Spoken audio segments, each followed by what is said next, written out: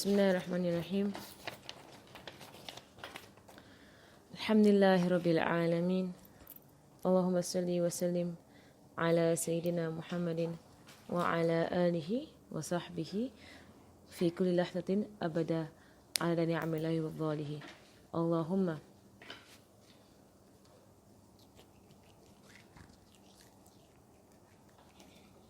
اللهم آتنا من لدنك رحمة وعلمنا من لدنك علما. سبحانك لا علم لنا إلا ما علمتنا إنك أنت العليم الحكيم. بسم الله الرحمن الرحيم. نويت التعلم والتعليم وتذكر وتذكير والنفع والانتفاع والإفادة والاستفادة والحث على التمسك بكتاب الله وسنة رسوله صلى الله عليه وآله وصحبه وسلم ودعاء إلى الهدى ودلالة على الخير ابتغاء وجه الله ومرضاته وقربه وثوابه سبحانه وتعالى مع لطف وعافية برحمتك يا أرحم الراحمين. اللهم صل وسلم على سيدنا محمد وعلى آله وصحبه وسلم. اللهم ألهمنا علما نفقه به أوامرك ونواهيك وارزقنا فهما نعرف به كيف نناجيك يا أرحم الراحمين. اللهم إنا نسألك فهم النبيين وحفظ المرسلين وإلهام الملائكة المقربين في عافية يا أرحم الراحمين. اللهم أغننا بالعلم وزينا بالحلم وأكرمنا بالتقوى وجملنا بالعافية يا أرحم الراحمين. آمين. وصلى الله على سيدنا محمد وعلى آله وصحبه وسلم. اللهم إنا نستودعك ما قرأناه وما نقرأه في هذا المجلس وما قبله وما بعده فاحفظه علينا حتى ترده إلينا وقت احتياجنا إليه يا أرحم الراحمين. اللهم أكرمنا بنور الفهم وأخرجنا من ظلمات الوهم وافتح لنا أبواب رحمتك وانشر علينا حكمتك يا أرحم الراحمين. آمين. وصلى الله على سيدنا محمد وعلى آله وصحبه وسلم. اللهم يا مقاليد الأمور كلها بيدي وإليه يرجع الأمور كلها. يا فتاح يا عليم، يا فتاح يا عليم، يا فتاح يا عليم، افتح علينا فتحا قريبا. وصلى الله على سيدنا محمد وعلى آله وصحبه وسلم. بسم الله الرحمن الرحيم. رب اشرح لي صدري ويسر لي أمري واحلل عقدة من لساني يفقه قولي وسد لساني واهدي قلبي وافعل كذلك بأحبابي أبدا وارزقنا كمال فتوح العارفين والفقه في الدين مع كمال الإخلاص والصدق واليقين والعافية والغنى والنصر والحفظ والنفع والانتفاع وخيرات الدارين وعلوم الأولين والآخرين. آمين. صلى الله على سيدنا محمد وعلى آله وصحبه وسلم. الفاتحة.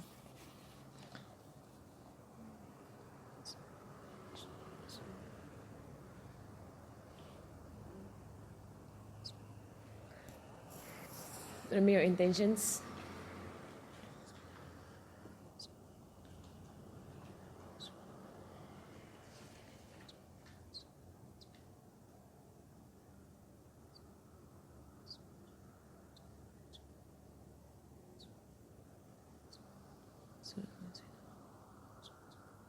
الحمد لله رب العالمين. آمين. فاتحة.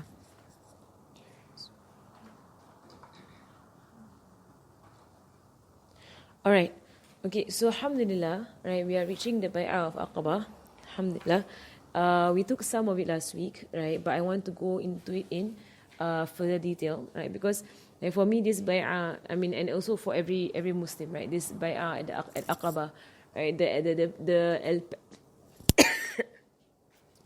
the pledge of allegiance at Aqaba, right, it's a momentous event, right, it's a turning point in the history of Islam, right? So it was such a great event that the Sahaba, right, they take Islamic dating to be from this. Aqaba, can you give me water?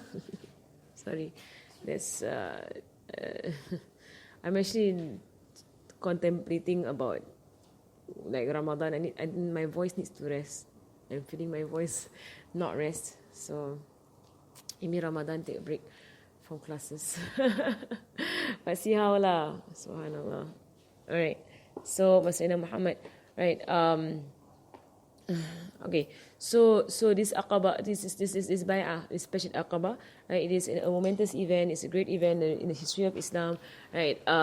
So much so that the Sahaba, right, they would record the tarikh, right, the history of Islam, all the way back to this first Hijrah, right? The year whereby the Muslims migrated from Mecca to Medina. It was a momentous occasion. It was a turning point in Islam. Right, that was when Islam began to spread far and wide. Right, and all of us we do owe our alhamdulillah our guidance, right, to Islam. As a community of Malays and Indians. Right, that Islam came to this part of the world. Right, of course mainly through the Hadramis, right, through the Tarimis. Right, through the Hadramis where they came to India and they came to Southeast Asia and they brought Islam. Right, but they also, that was allowed after the Hijrah.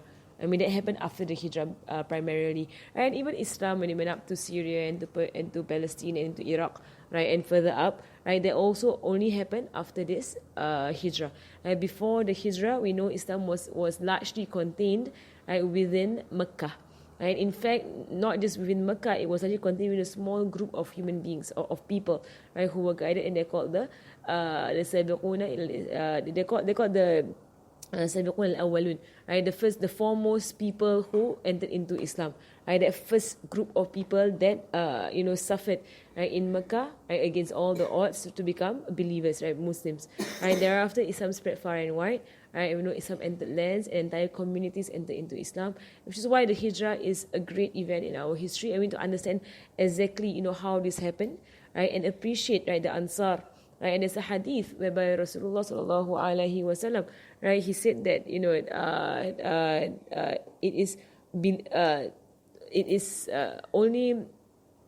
only believers are those who love the Ansar, and only hypocrites are those who hate the Ansar.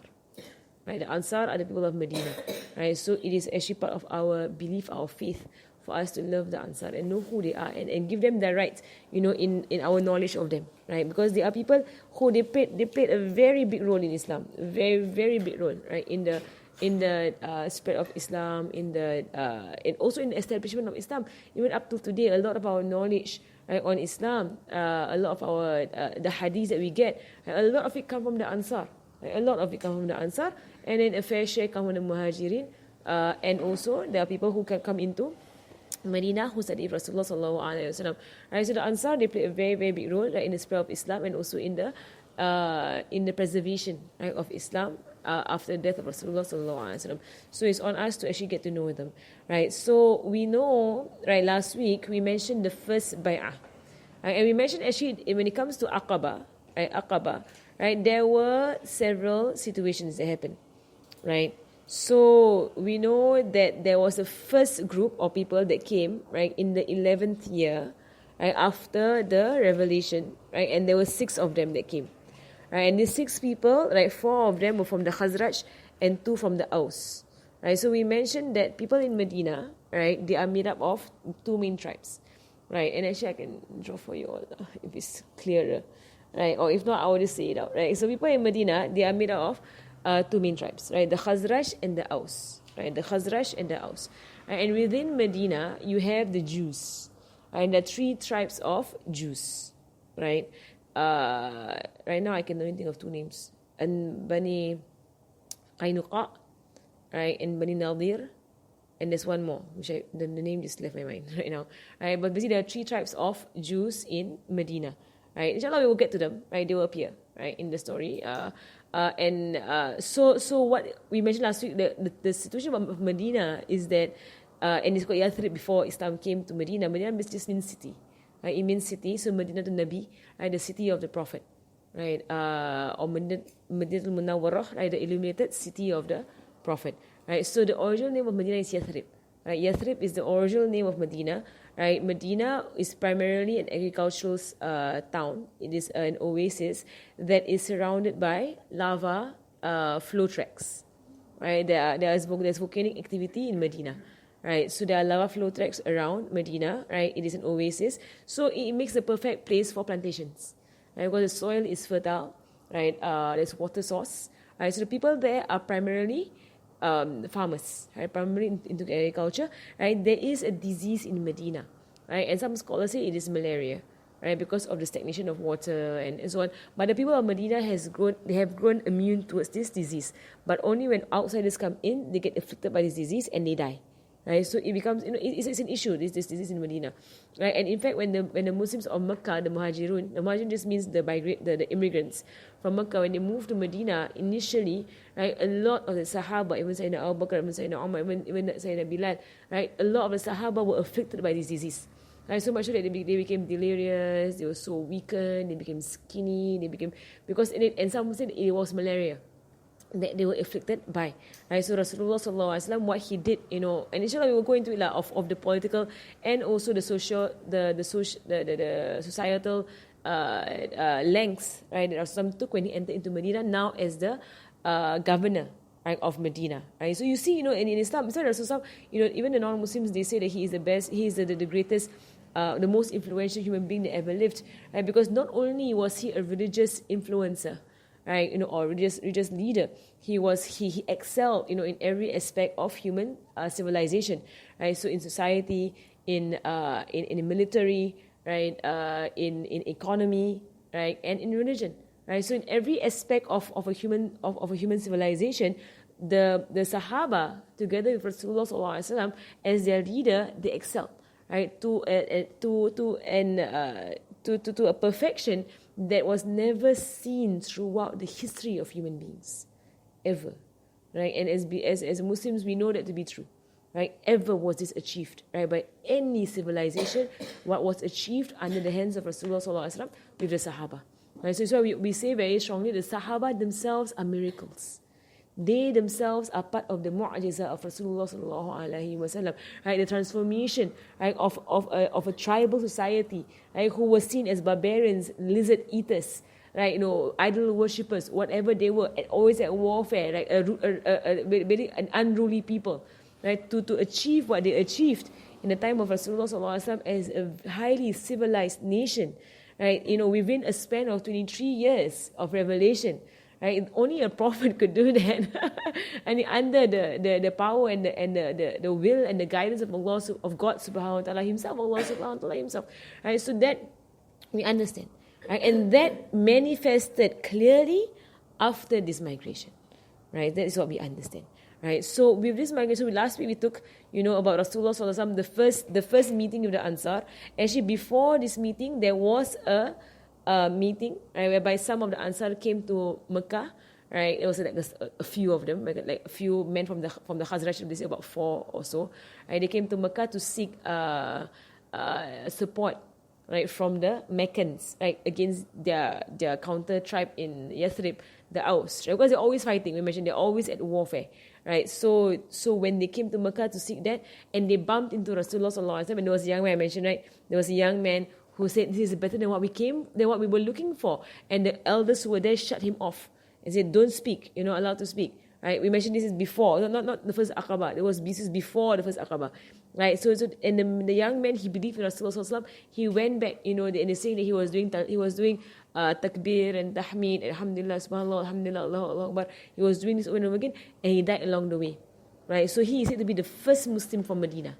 Right, the first Muslim from Yathrib. This happened, in the 10th year. The 10th year. Right, we're now in the 11th year. In the 11th year, right, this situation happened. In the 11th year, there was a major war that happened between the Aus and the Khazraj. Right, so after this war, the seniors of the Aus and the Khazraj, they were killed.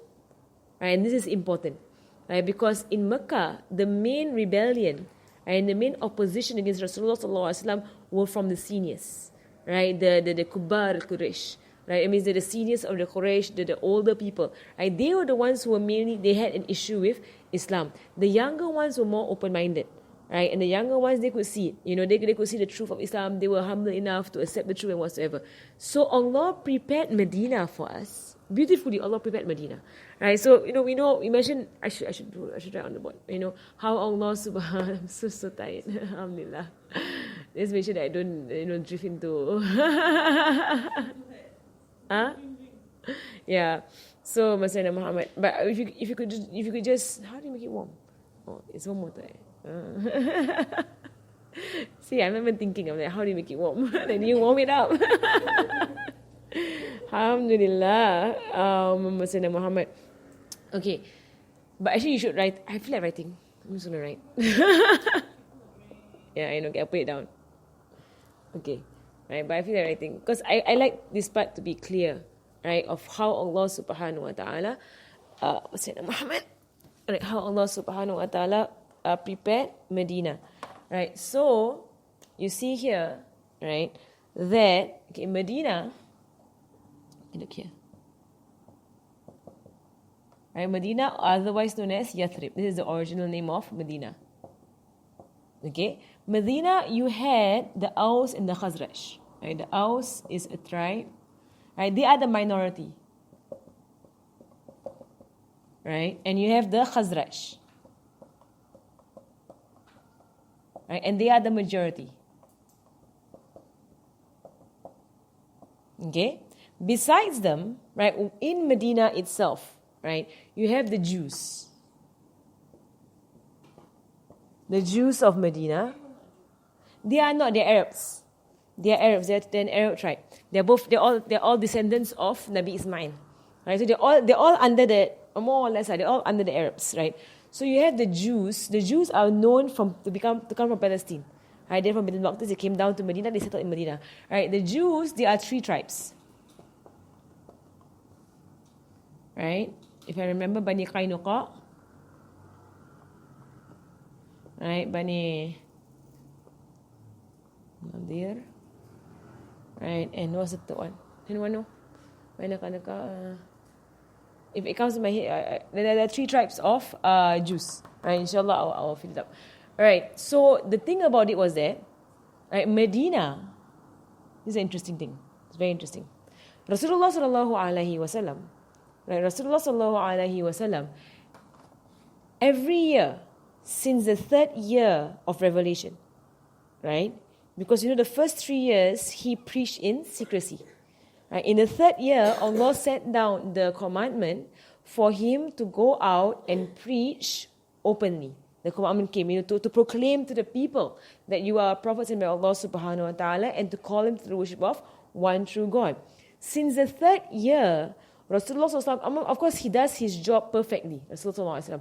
So not only did he openly declare his prophethood in front of the Meccans, every year during Hajj season, and we know that the Arabs, they aggrandize the Kaaba because they're all descendants of Nabi Ibrahim alayhi salam. Right? So every year, everybody will flock down to the Kaaba during Dhul Hijjah, the days of Hajj, right? And they do their Hajj rites, right? The pilgrimage. Right? But, of course, they have adulterated the entire thing.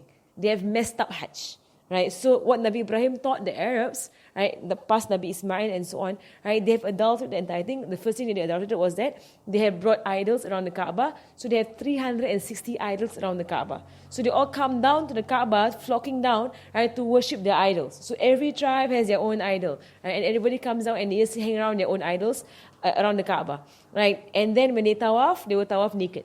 Right, because they will say we have to be in our our natural state of being, which is nakedness. So that's how shaitan completely messes with the human being and makes a fool out of the human being. So they will tawaf naked and they would and they will whistle and clap.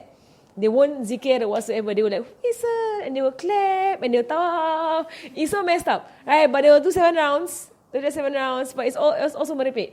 Right, and then this is their Hajj, and then they won't but only the lower class will do it. The upper class people, the richer ones, they will tawaf in their clothes. Right, so it was the upper class people who actually influenced the lower class people to do it that way, so as to separate themselves from the lower class. Because you're lower class, we're upper class, and then when you want to go to Arafah, the lower class will go to Arafah, the upper class will stay at Mina. Right, because it's too far. Right? And all the lower class people are all there. So we're not going to mix with them. Huh? I have no idea what naked. And go and check whether they wear clothes or not by then. So it's amazing how shaitan messes with the human being. He's just sitting there and clapping his hands and saying to Allah, see, I told you they're fools. Look at these human beings, idiots. Right? I mean, for all you know. Right? Shaitan said to Allah, you're going to see them. I'm going to make a fool out of them.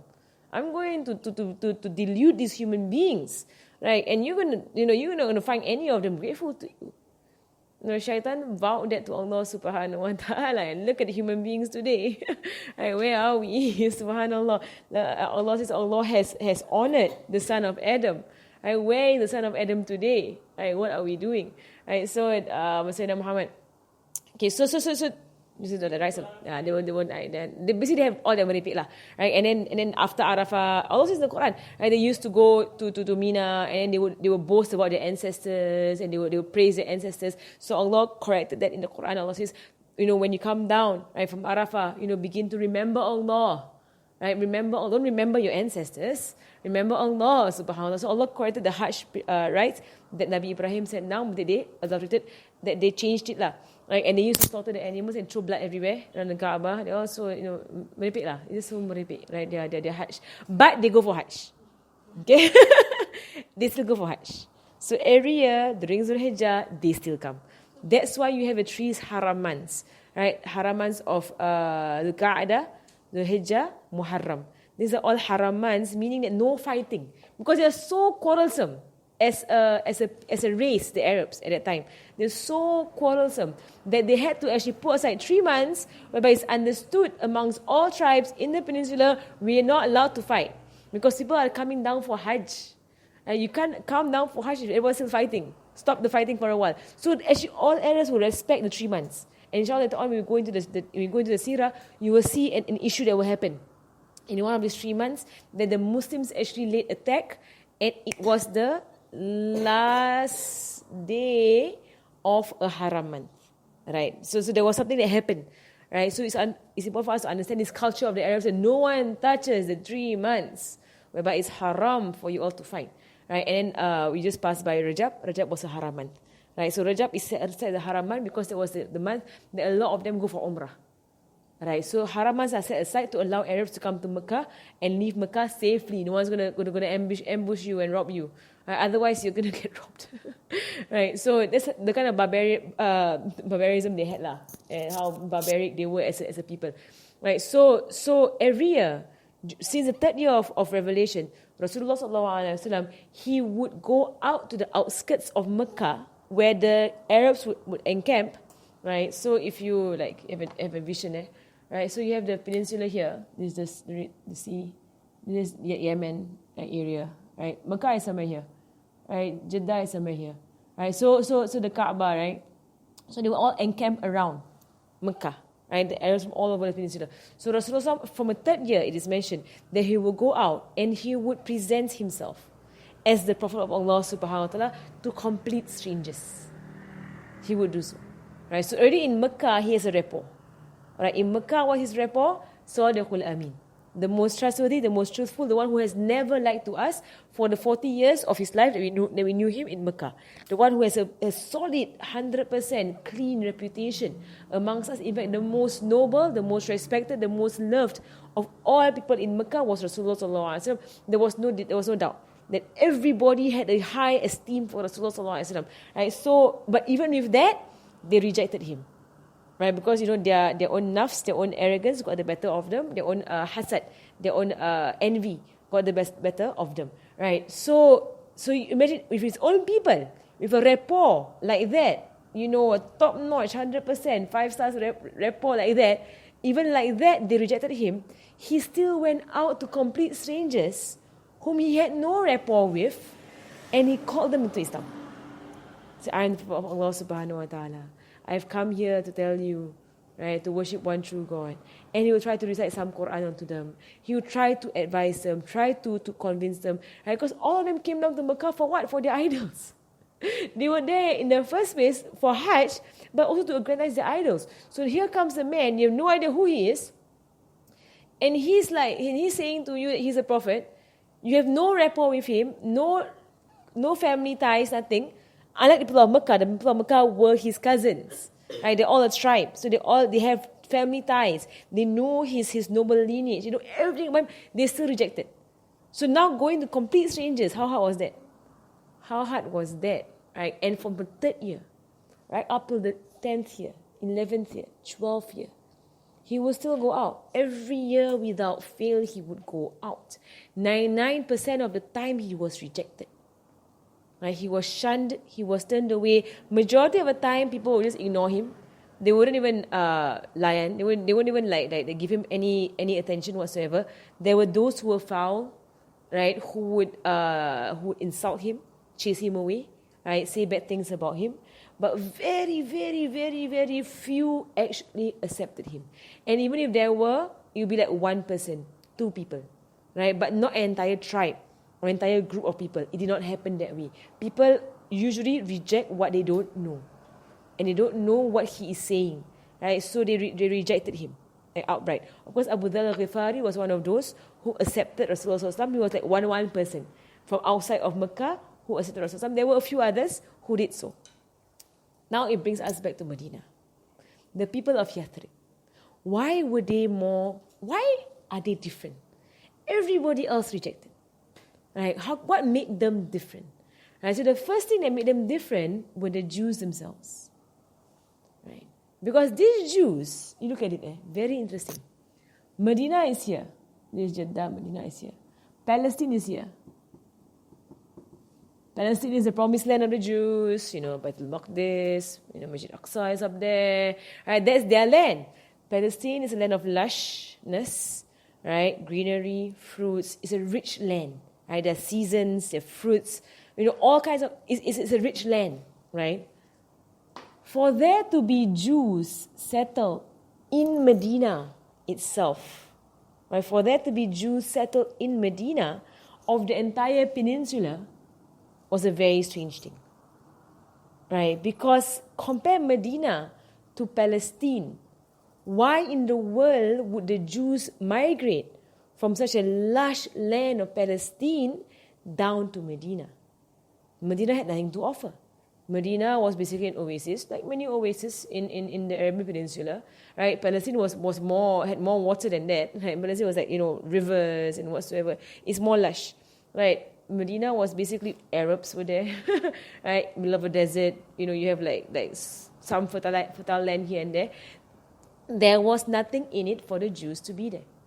There was definitely no economic gain because the Jews, wherever they go, they look for money. Right, so there's no economic gain being in Medina.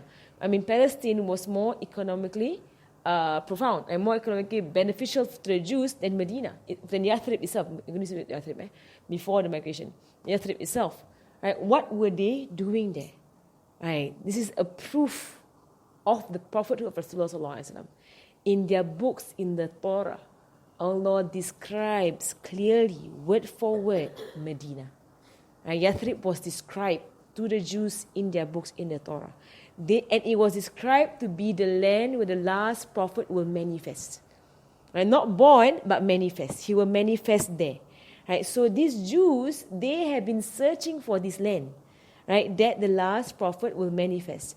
And they found Medina, and they found that it fit exactly, word for word, the description in their books.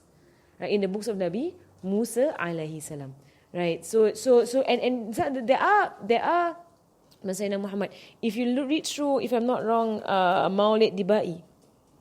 In Maulid Dibai, there is a section there whereby one of the Jews of Medina, he relates. And then the Sheikh, he writes, whether it's Maulid Dibai or Maulid Barzanji, one of the Maulids, I know, right? It is in there whereby the Jews, one of the Jews actually relates a story.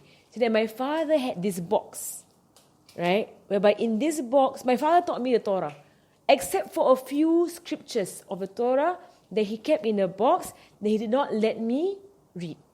I was not allowed to read. I can't remember the name of this Jew, right, specifically. Right? So he said, after my father's death, I opened up the box. And I found in this box that there was a description of the final prophet.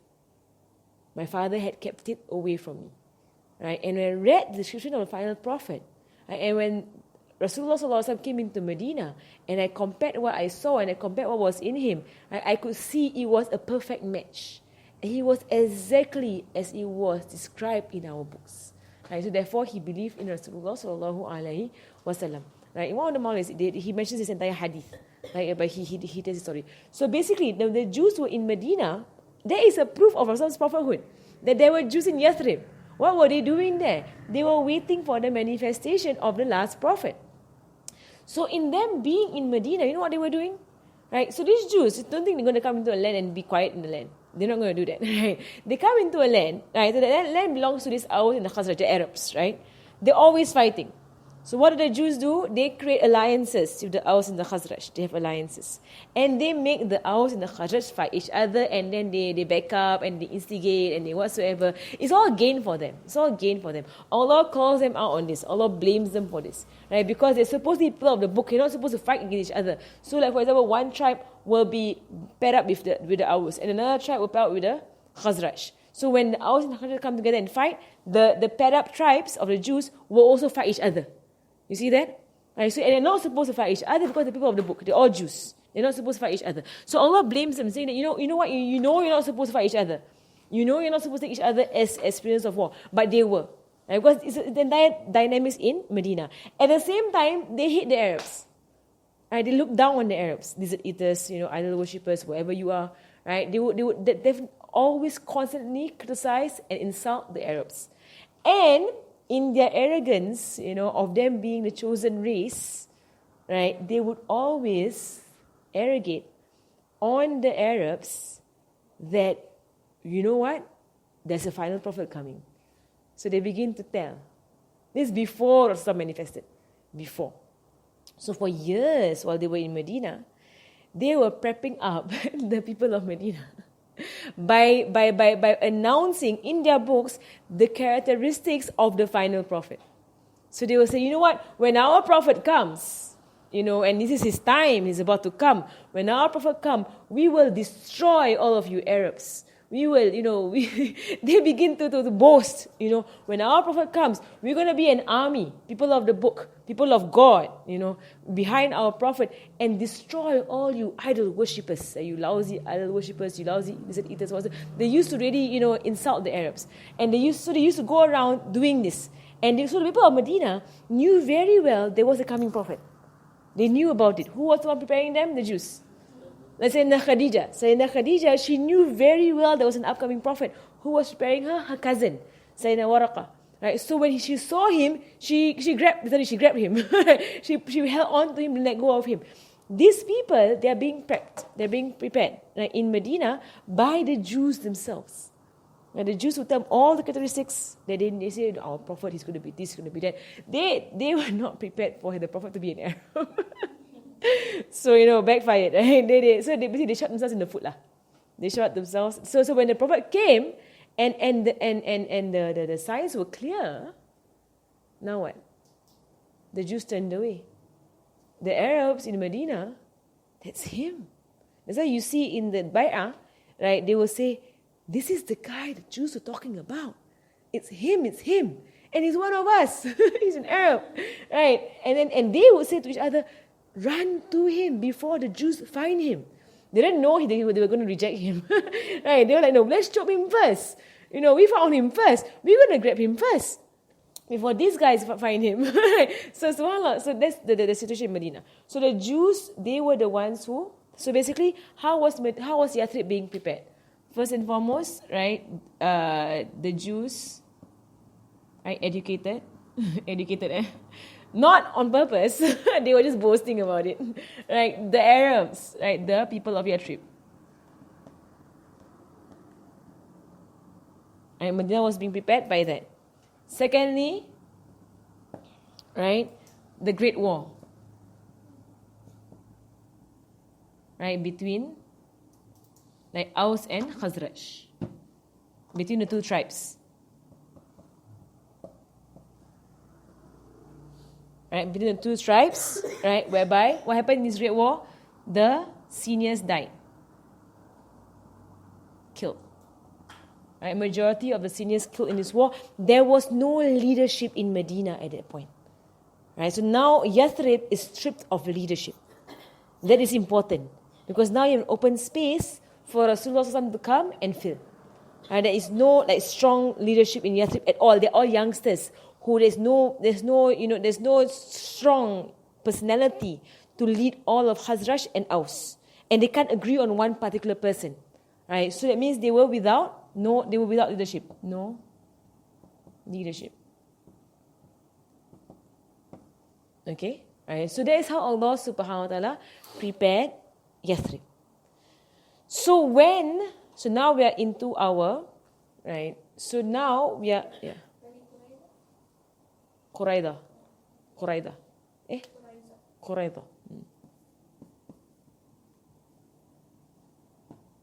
Something, right? Quraidah. Yeah, correct. Okay. So, Sayyidina Muhammad. Right. So, you see, when this happened, right? So the first group of people that came to Medina in the 10th year, that was before the Great War. So they came to seek help from the Quraysh. They were rejected. There were elders amongst them. These elders rejected that young guy who was saying that, we found something better when they found Rasulullah sallallahu alaihi wasallam. Right? But the elders shut him up. Like, shut up. You're not here to give your opinion. Shut up. Right? So it says, you see how elders can actually completely spoil everything. Right? They can. So what did Allah subhanahu wa ta'ala do? Right? There was a war. The elders were wiped out. Right? They were all gone. Right? And you also see the same thing in Mecca. Because in Mecca, after Badr, things began to settle. Right? Before Badr, the Battle of Badr, before Abu Jahl was removed from the picture, and a lot of the big nobles of Mecca were removed, right? At first, Mecca was very much hostile against Rasulullah sallallahu alaihi wasallam, very, very hostile, right? But you see it quietened down, right? After these big names all pushed out of the picture, because the younger folk, they were more, accepting, right? And more democratic. They were more basically unlike the older folk, right? Who were more stubborn, right? Into what they held on to, all right?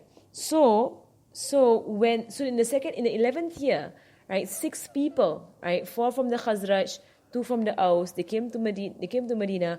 One of the more popular names that we know of is Sayyidina Jabir, we mentioned last week, right? And then, but in the books they will mention all the 6 names, right, of the people who came into Sayyidina Muhammad into Medina, right? So in the 12th year, right, from Revelation. Right, the 12th year of Revelation. So basically, you have 4 meetings. Right, some books will say 3. Right, some books will say 2. Some books will say 4. Right, those who say 2 only take the 12th year and 13th year meeting. It means they neglect the 11th year. Right, those who say 3 neglect the first one, whereby very few of them came, and that young guy became Muslim. That young man. Right, that one was not counted actually lah. There was no bay'ah there. But basically, that was their first interaction. And only him, he was the only one who actually proclaimed belief in Rasulullah sallallahu alaihi wasallam, iman in Rasulullah sallallahu alaihi wasallam. He was the only one, right? And he died anyway. Right? So most books will start with the 11th year, where the 6 of them came, right? And they found Rasulullah sallallahu alaihi wasallam. So they found Rasulullah sallallahu alaihi wasallam, and they will say to each other, right? You have found, you that this is him. Right, is the prophet that the Jews have been promising us about, right? The one that the Jews have been threatening us about. That's him, right? Rush to him before the Jews get to him, right? So they took a bay'ah with Rasulullah sallallahu alaihi wasallam, and they made an agreement that the following year they will come back, right? With more people, right? To take bay'ah with Rasulullah sallallahu alaihi wasallam. So these 6, they went back. They spread the word in Medina, but softly. It was like, so you see, Medina is being led. Right, it's being prepared, it's being led. Right. So in the 12th year, right, 12 people came back into Medina. Sorry, in the 6th year, in the 11th year, if I'm not wrong, sorry. In the 11th year, all 6 of them were Khazraj, if I'm not wrong. From the Khazraj. Anyway, basically from the different tribes. In the 11th year, all 6 of Khazraj were from Khazraj, if I'm not wrong. In the 12th year, there were some from the Aus. Right, some from the Aus that came. Right, so they came to Rasulullah sallallahu alaihi wasallam, they took bay'ah. Last week we went through the bay'ah, what the bay'ah was about, right? So basically it's revision. Now, I'm not sure if I mentioned all last week. So I missed. Did I mention all the preparation in whatsoever in Medina? Did I mention all the preparation? Then why you all let me repeat? It's good lah, because you need to memorize stuff. Okay, memorize the stories. All right. So now Rasulullah sallallahu alaihi wasallam said. The preparation in Medina. All right. Okay, it's important, right, for us to understand because it's divine help, right? It's Medina is divinely it was prepared, sent. Like Sayyidina Khadija, right? She was a gift from Allah subhanahu wa ta'ala to Rasulullah sallallahu alaihi wasallam. Allah prepared her financially, emotionally, spiritually, religiously, and also intellectually. Right? She was prepared to be the perfect gift and support to Rasulullah sallallahu alaihi wasallam. So now she's out of the picture. She's passed away. Right? Second gift is coming along. Right? And the second, you see it that way. The Ansar were a gift to Rasulullah sallallahu alaihi wasallam. Right? But after what? After hardship. Right? 3rd year to the 10th year to 11th to 12th year, Rasulullah would keep going out to call people to Islam outside of Mecca. Right? So after all those years of rejection, finally Allah opened up the door. Right? Allah opened up the door and He sent the Ansar, right, to Rasulullah sallallahu alaihi wasallam. So with the pledge in the 12th year, the 12 people that came, right? Rasulullah sent Sayyidina Mus'ab bin Umair. And Sayyidina Mus'ab bin Umair was sent, right, as the first Safir. They call it Safir. A Safir is like an ambassador. Right? So basically somebody to represent the Muslims in Mecca. But his main role in Medina was to educate. He was a teacher. Right? He could read and write. Right? He was educated. And he was of the noble tribes in Mecca. Right? In fact, Rasulullah SAW, he used to say, we have not seen, right, a man more luxurious than Mus'ab, right, before Islam. And Sayyidina Mus'ab bin Umair, right, he was so handsome and a fine young man. Right, his mother used to dress him up in the finest clothes. Is it An'am al-Fatah fi Mecca. Right, the most luxurious young man in Mecca was Sayyidina Mus'ab. Right, the fine clothes and the perfume. Whenever he walked past, people would know that he was there. Because he wore the finest things. After Islam, he was reduced, right, to the poorest of the poor. Poorest of the poor. Right, and it was related that in Medina, there was once in Medina, someone would see Sayyidina Mus'ab. And he said, Mus'ab, with only one cloth, right, to cover his aura, and he had a thorn, right, to keep the cloth together. So he would use a thorn from a tree, right, to just keep his cloth together because it was so poor. So poor, Sayyidina Mus'ab. And he would cry and he would say that, I've never seen a person, right, who has been so, by the dunyawi sense, so reduced, right, from the luxuries of the dunya that he used to enjoy before Islam. But because of Allah and His Prophet, he left all of that. Right? He let go of all of that without any hesitation. And we know his mother, when he became Muslim, and his mother found out, right, she swore, right, she made a vow that she's going to sit in the sun and not come in and not eat and not drink until Mus'ab left Islam. And Sayyidina Mus'ab, he came out to his mother, and she was in the hot sun. And he said, oh, my mother. And he loved his mother. He loved his mother dearly. He said, oh, my mother, even if you have 1 life, 2 lives, 1,000 lives, right, that you're going to waste in doing this, I would not leave Islam. You have to understand, I'm not leaving Islam. You can do what you want and die. 1,000 times over, die. I would not leave Islam. Right? And he made it clear to her, and I am not leaving this religion, not at all. Do what you want to do. So the mother abandoned her vow, right? Basically, because she's never seen her son like that. So she was kind of a mother whereby I can control my son, that kind of thing, But when she saw that in his eyes and that he said like that, right, this is a different man altogether. He's become something else, right? Whereby he would not let go of this faith, no matter what she did, right? So of course she stripped him of all his luxuries, everything taken away. And he was reduced, to the poorest of the poor, right? So I'm going to mention a story, Sayyidina Mus'ab in Sayyidina Muhammad, right? A story of Sayyidina Mus'ab in Medina. So Sayyidina Mus'ab was sent to Medina to educate, right, the people of Islam and to spread Islam to the people. Right? He played a very, very crucial role in preparing Medina for the coming of the Muslims and of Rasulullah sallallahu alaihi wasallam. Because you see, the Muslims are going to come to Medina, right? And they are going to leave the Muhajirin, the people of Mecca. They're going to leave all their stuff in Mecca. They're not going to bring their stuff along because they're all migrating in secret.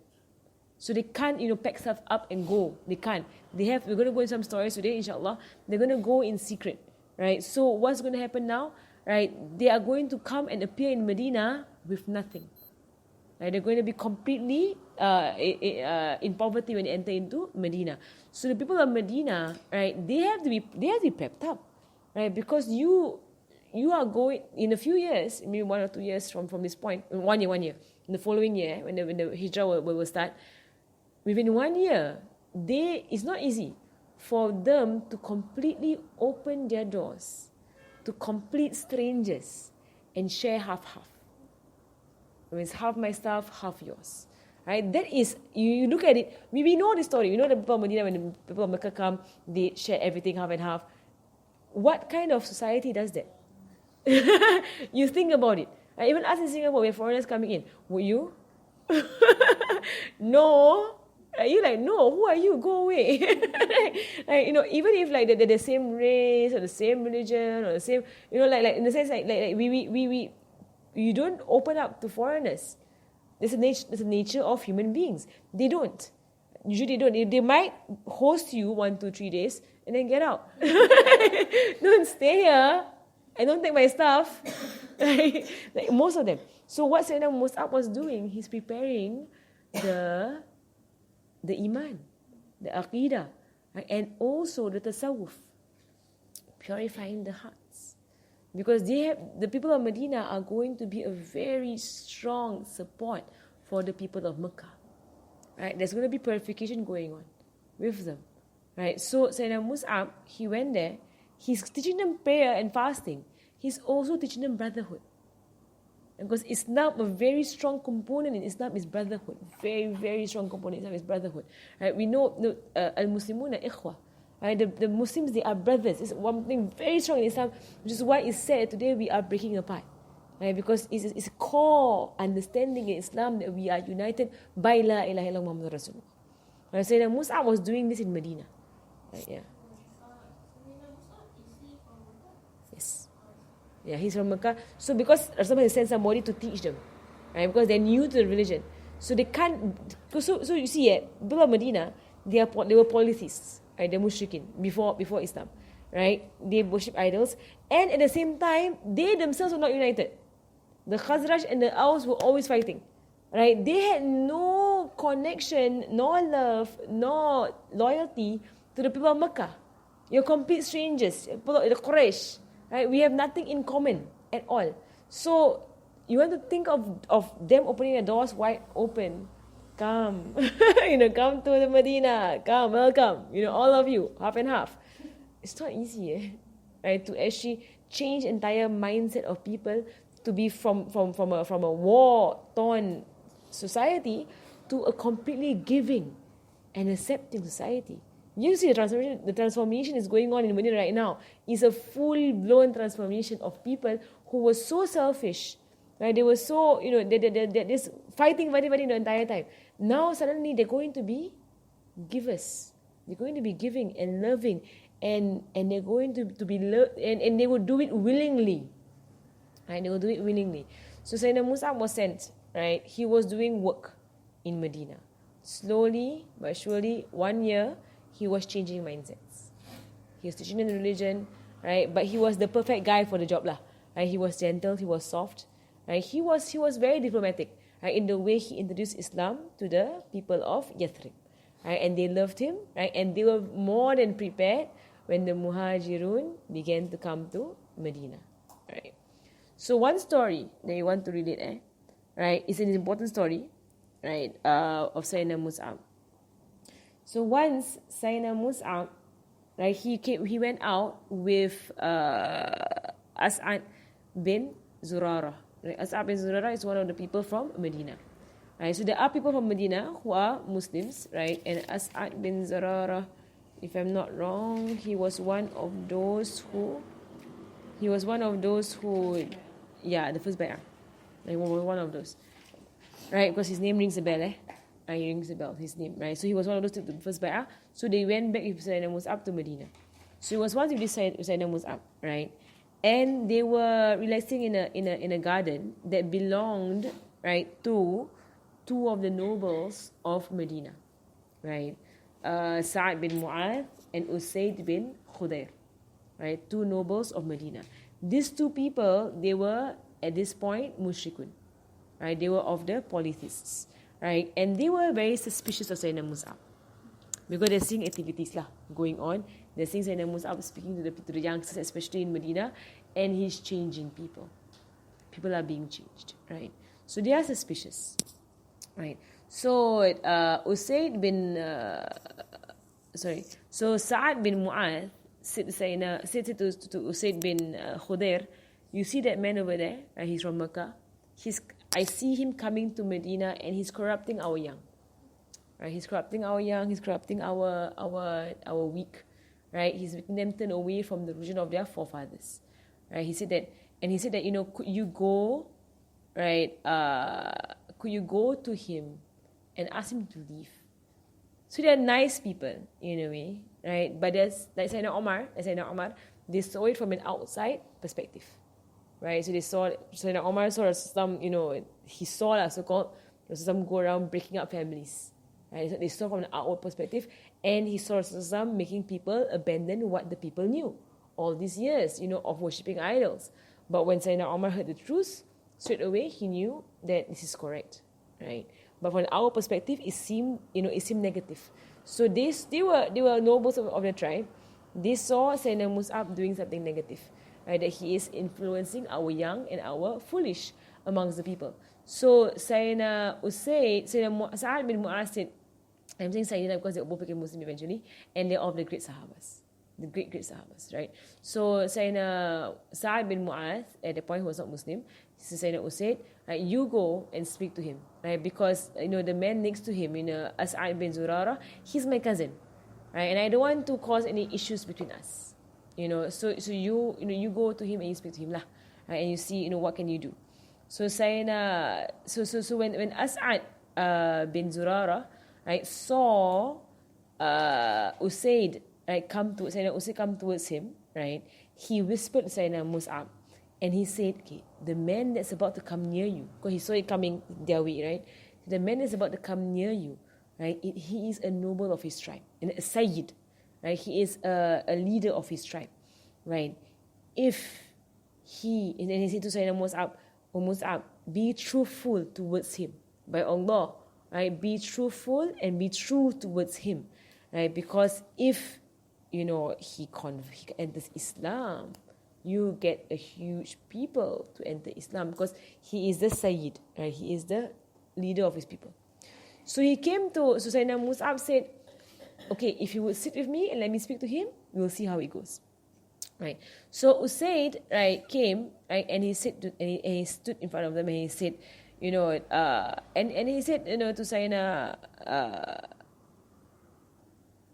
right, so and he said to Sayyidina Mus'ab, what are you all doing here, and what do you want from us? Like, why have you come to Medina? And Sayyidina, so he says, so Sayyidina Usaid says, Ma ja'a bikuma ilayna. Right, why are you coming here? You all, right, do you all come here to delude our young and our weak? Right, why are you here? Right, can you just go and mind your own business and stop deluding our young? Right, so Sayyidina Mus'ab said, will you listen to me for a while? Like, in a very polite tone, right? So he says, our tajlis fatasma', right? So yeah, Usaid, listen to us. Fa in radita amran qabiltahu, right? Wa in karahtahu kaffa anka ma takrah, right? So if you would like, and if you're pleased with what I have to say to you, then you may accept, right? And if you don't like it, then I will stop, right? You stop me from doing this, right? So so Sayyidina Usaid said, okay, let me listen. What do you have to say? And this is exactly what Sayyidina Abu Bakr was saying to the Meccans, right? When they were hostile towards Rasulullah sallallahu alaihi wasallam, he said, all he's doing is inviting. Must you be hostile? As also, so Usaid, he had sense, right? He was a sensible person. Okay, fine enough. Let me hear. Let me be fair to you. Let me hear what you have to say. Right? If I agree, then I will accept. If I disagree, then stop. Right? I mean stop. I will stay from you, and you stay from our people. You can go home. Right? So but in Mecca, right, they were not like that. They were not at all diplomatic in any way. Right? They were hostile the entire time. Right? So Sayyidina Abu Bakr will say to the Meccans, do you beat up a person where all he has done is say that his God is Allah? That's all he has done. Are you all crazy to beat up a person for those words? Why? There's no need to actually to beat him up. Right? So Sayyidina Usaid said, okay, I will listen what you have to say. So Sayyidina Mus'ab, right, at this point, he spoke to him about Islam. Right, so he sat down and he focused Sayyidina Mus'ab. Sayyidina Mus'ab spoke to him about Islam. He told him all about Islam, about the beliefs of Islam. He recited some Quran onto Sayyidina Usaid, right? And then he said, and Sayyidina Mus'ab could see in the face of Usaid, right, that Islam was entering into his heart. He could see, right? And then so he said, فَوَاللَّهِ لَعَرَفْنَا فِي وَجْهِهِ الْإِسْلَامِ قَبْلَ أَنْ يَتَكَلَّمْ. Right? I mean, we could see that before even said anything, we could see that Islam had entered into his heart. Right? So then he said, so Usaid said, مَا أَحْسَنَ هَذَا وَأَجْمَلَهُ. Right? How perfect, how beautiful this is. How beautiful it is. It means the beauty of this. And then he says, look, how does a person enter this religion if he wants to? Right? So Usaid was convinced by what Sayyidina Mus'ab had a way. Right? He was very beautiful in his speech, and they always had Quran in their da'wah. You see, Rasulullah, the Sahaba, all of them, Quran was a crucial part of their da'wah, Quran. Right? So Sayyidina Mus'ab said to him, okay, wash yourself, wash your clothing, because he had like najis and whatsoever, right? And then say the shahada. Right, shahada of truth, Rasulullah, and then pray 2 rakats. Right, so the Mus'ab put a few things on Usaid, right, for him to enter into Islam. Right, so Usaid did exactly as he was told. He washed, he cleaned his clothes, and then he said the shahada, and then he prayed 2 rakats, right, and then he said, for surely, right, there is a man. Said to Sayyidina Mus'ab and to Sayyidina, what's his name? As'ad. Okay, coughing. Usaid As'ad. Right. Sayyidina Usaid just entered Islam. Right? Sayyidina As'ad was one who was at the bay'ah. Right. Sayyidina As'ad, Sayyidina Mus'ab. There's a man from behind me. He's pointing at Sayyidina Sa'ad bin Mu'adh. And Sayyidina Sa'ad bin Mu'adh later on, he was the one, when he was killed, right? Or some said that the throne of Allah shook at the death of Sa'ad bin Mu'adh. Right? He was one of the great Sahabas of Islam. Right? So at this point, he was not Muslim. So with the Ansar, when you know the Ansar by name, who they are, what they are, because we know all about the Muhajirun. We know the names, Sayyidina Hamza, Sayyidina Umar, Sayyidina Abu Bakr, Sayyidina Uthman. We know about them. We know about Sayyidina Bilal. We know about Sayyidina Ibn Mas'ud. We know about Sayyidina Ibn Abbas, Sayyidina Ibn Umar. We know all the Muhajirun. When I want to talk about the Ansar, give me a name. Right? You're like, Abu Ayyub al-Ansari. And Sayyidina Abu Ayyub al-Ansari, most people know him. Right? He was the one by Rasul stayed in his house. Who else? Give me a name. Right? You're like, Jabir bin Abdullah. Right? Sayyidina Mu'az bin al-Ansar. Yes. Mu'az bin Jabal. Ansar. No. Sayyidina Mu'az bin Jabal. Yes, min al-Ansar. Sayyidina Hudhaifa al-Yamani. That's min al-Muhajirin. If I'm not wrong. Yeah, he's from Mecca. Right. So she's like, Ansar. Who are the Ansar? Right. They were more than the Muhajirin. They were more. Right. But we're like, we don't know their names. Right, when it's like, clueless. But they are of the people who narrate hadith, many of them, right, were those who narrated hadith. Right. So for us to learn who they are. Right. So Sayyidina Muhammad. Right. So he said, there's a man from behind me. Right, inna wara'i, there's a man behind me. Rajulan is a man.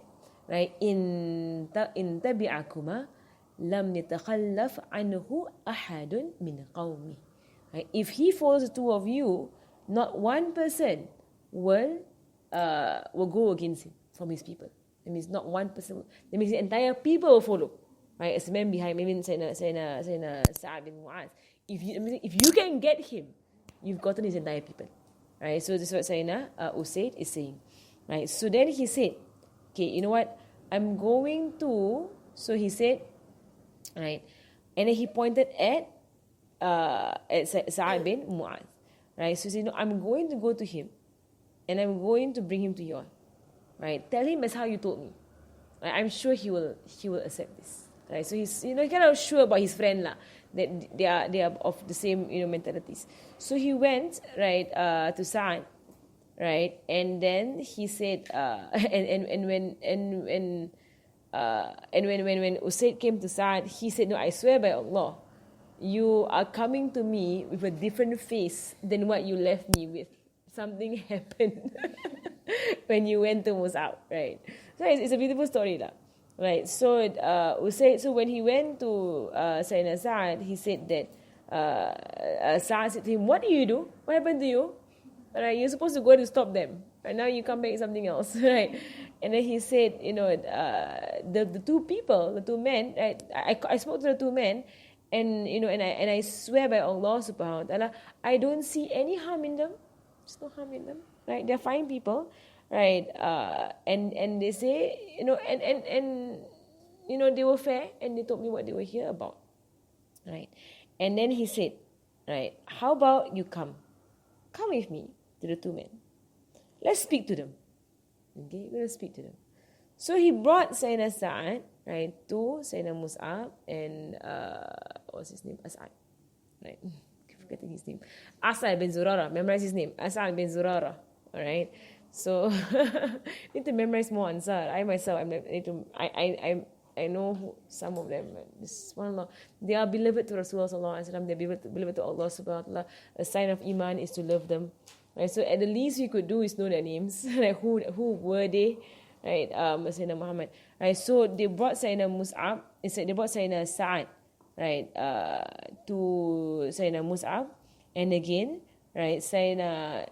So as Sayyidina Sa'ad was walking towards Sayyidina Mus'ab, again As'ad said, Sayyidina Mus'ab, coming towards you right now is a leader of his people, a Sayyid, a leader of his people, right? Behind him are his people, meaning that whatever he does, his people will do, right? And that's also the same thing happened in this peninsula, in Southeast Asia.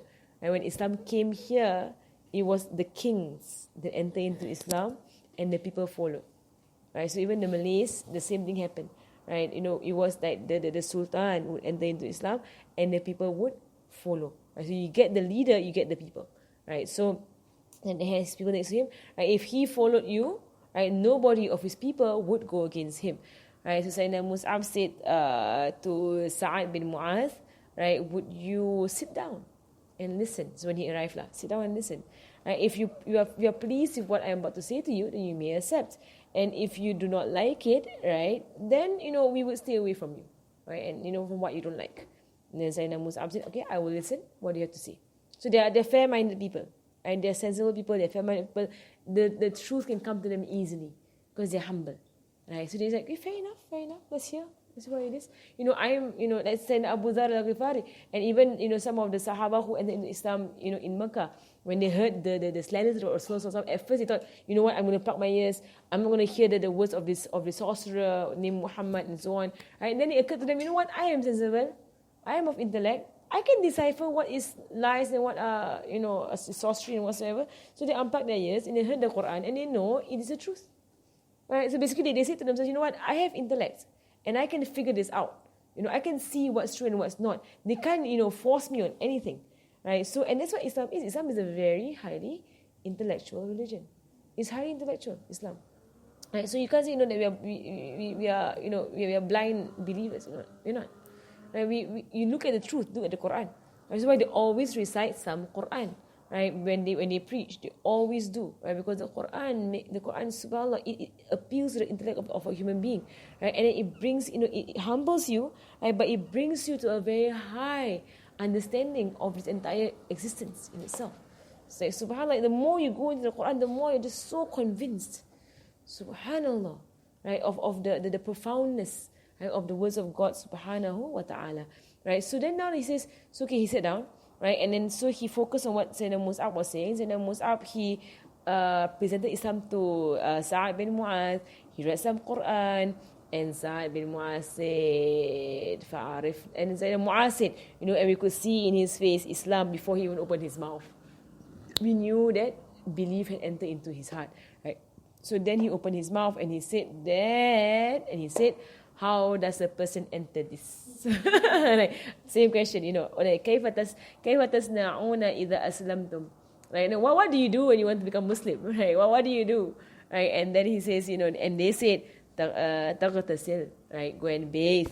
وتطهر ثوبك, right? And clean your clothing, right? ثم تشهد شهادة الحق, right? So then when the witness of truth, أشهد أن لا إله إلا الله وأشهد أن محمدا رسول الله, ثم تصلي ركعتين, right? And then pray 2 rakats. Right? And he agreed, and he did that, right? And when he did that, because now he's Muslim, he went back to his people, right? And he stood up amongst his people, like Abdul Ashhal, and that's the name of his tribe, right? And then he asked them, what do you all say about me? Right? Because he knows he's respected and he is a noble of his people. He said, كيف تعلمون أمري فيكم? Like, what do you know about my affair with you all? Like, who am I to you, basically? Who am I to you all?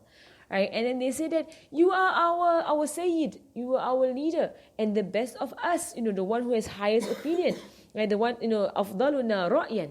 Right? That means you have the highest opinion amongst us. Basically, you're of the highest intellect, the wisest of us. Right? You are our wise man. Right? That's you. Right? You are the wise one amongst us. Then he said, right? So, then he said, if that is what you say about me, that I am of the wisest of you, then I say to you that it is haram for any man and woman amongst you to speak to me until you believe in Allah and His Prophet. Put down the condition. Right? This is what the leaders do. Right? None of you are allowed to speak to me until you believe. Right? He just did that. Not force, because the others they didn't do it. But he's saying that if you really respect me, then obey me in this matter. I know is the best for you. Because before that, he asked them, what do you think of me? So he said, we know you to be someone of our nobles and of our wise people. You are of wisdom. So he said, if that is what you know of me, I'm telling you one thing, believe. Right? Because I have believed. I've heard this religion and I have believed. Right? If you want to trust me in this, believe in this. Right? So he said, so he made this that shurut. So all of them into Islam except for one person. So they're not forced. Right? So basically, out of the respect and their love for the leader and their trust in their leader as being someone wise and someone, of knowledge. Like, if you see goodness in this, I also do it. Right? It's like, for example, like you have a teacher, and you see that, that she or he, they have a lot of knowledge.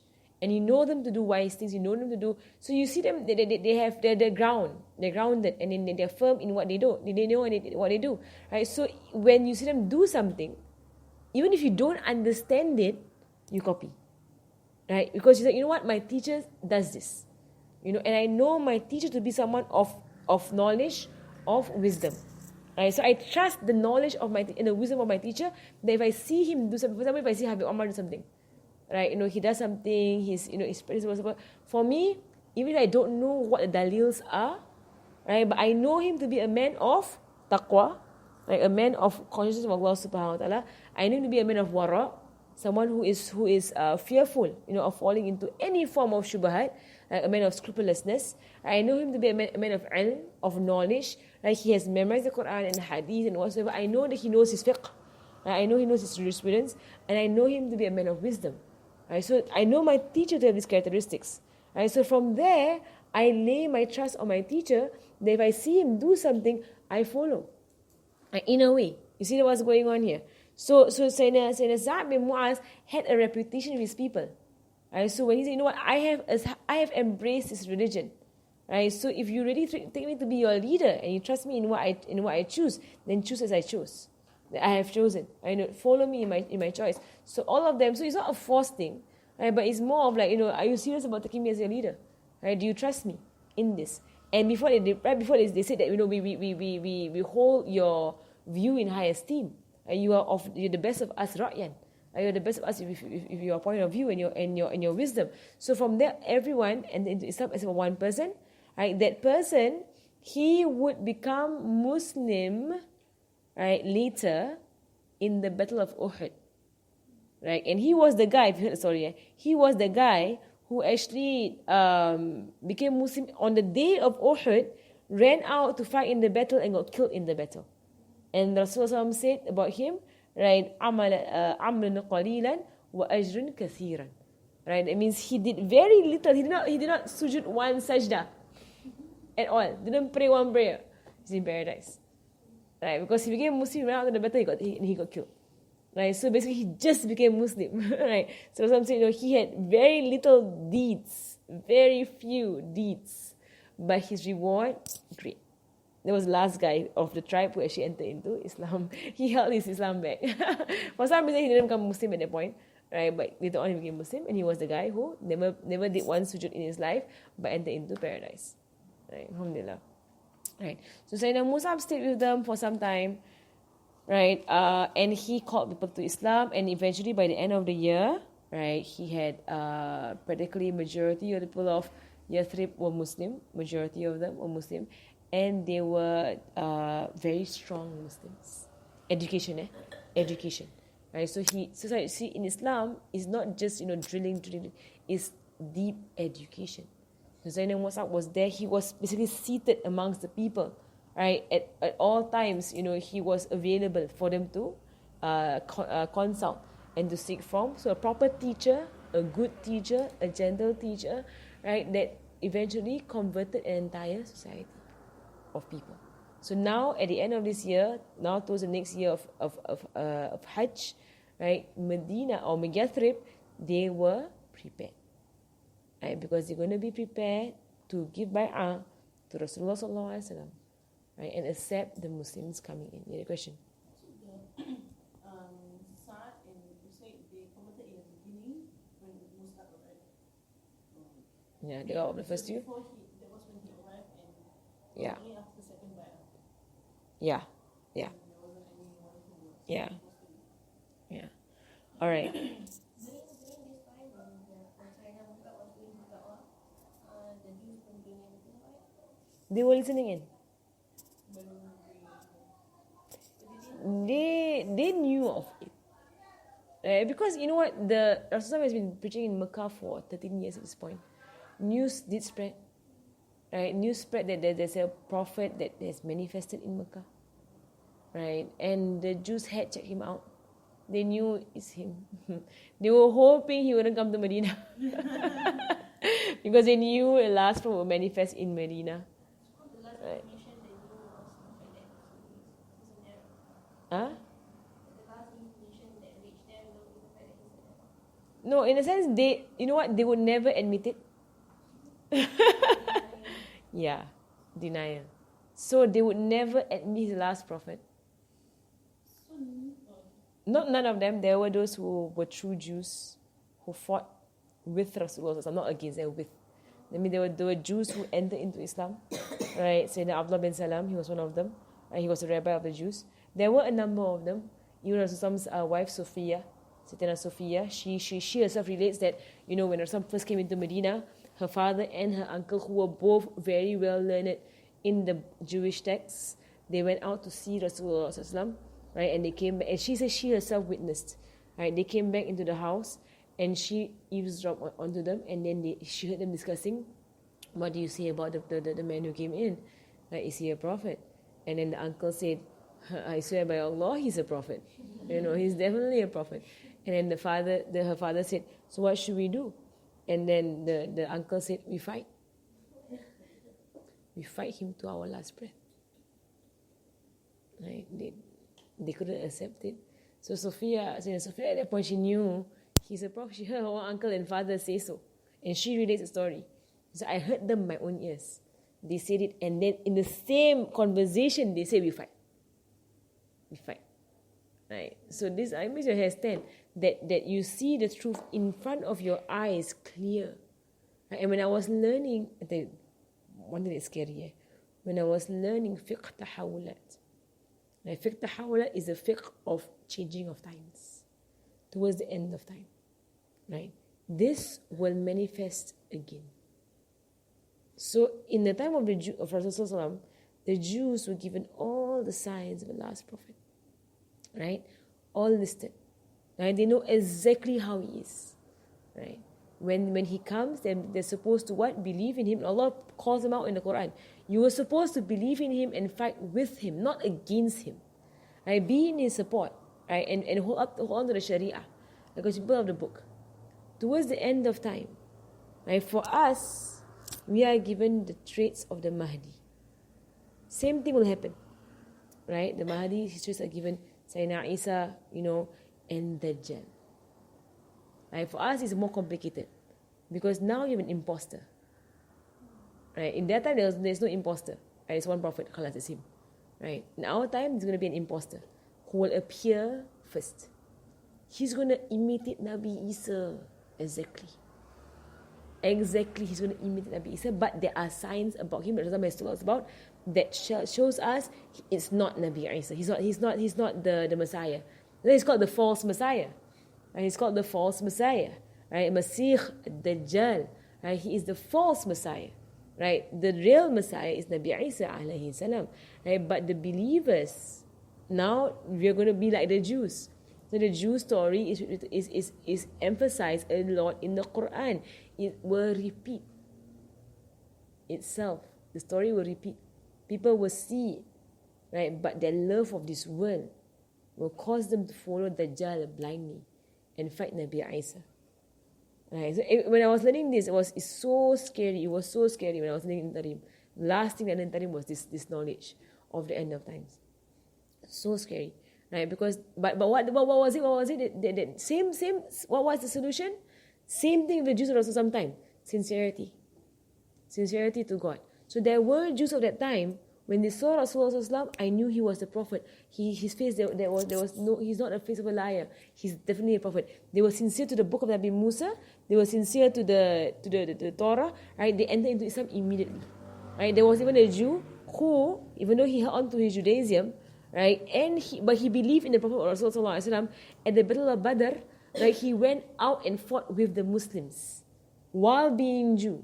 He went out and fought with the Muslims, right, and he died in the battle. I'm actually battle of Uhud, but basically he died one of them. And Rasulullah said that he was the best of the Ahlul Kitab, right, because he held on to the truth of the Torah. Right, whereby if you find a prophet, fight with him and not against him. So there were those who were true. So the end of time, same thing will happen. Right? Those who are true to the Quran. As Rasul says in the hadith, towards the end of time, darkness over darkness. Right? But you won't know what's right and what's wrong. You're going to be so confused. And there's Hasab, Ya Rasulullah, what's the way out? Book of Allah. Don't let go of the Book of Allah. Quran. Learn the Quran. What does the Quran say? That is the biggest, strongest light that will show you who is true and who is false. The Dajjal will hit the Quran. He's not going to hold on to the Quran. So for us, it's more confusing because you have an imposter who will pretend to be Nabi Isa.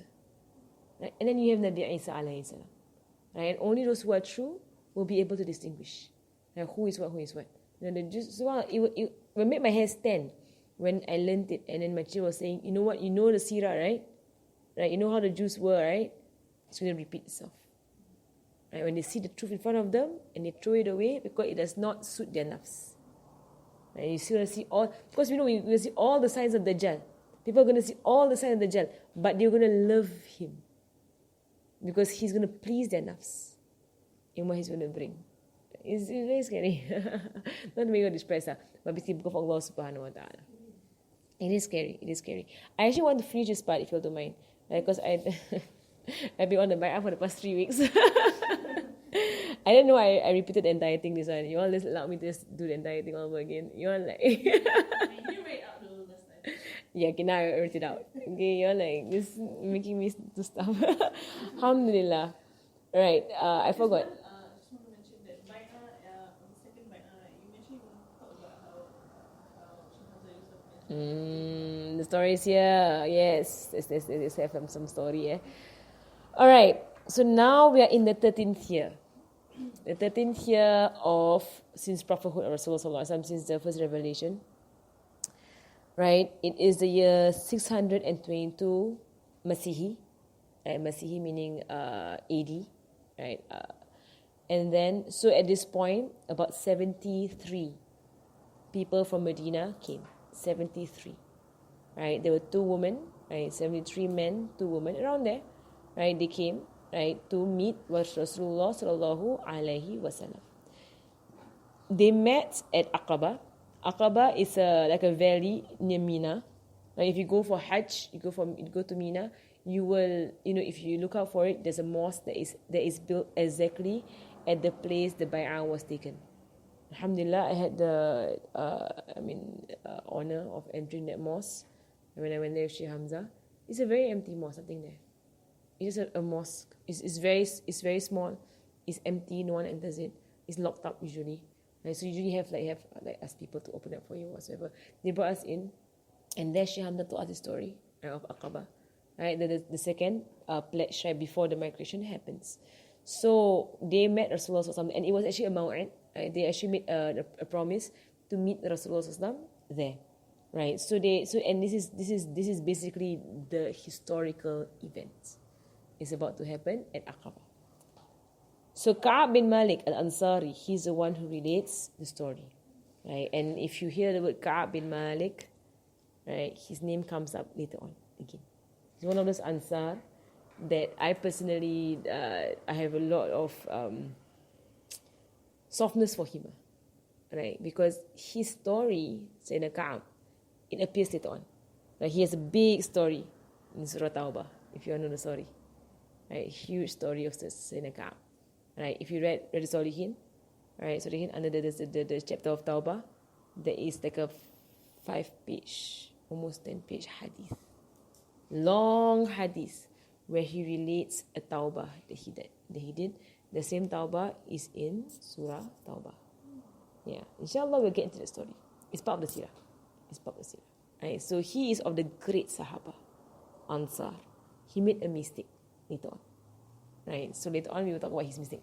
Because the story is so touching, it's such a moving story. Inshallah, Solihin. Right? Right, I have it here actually.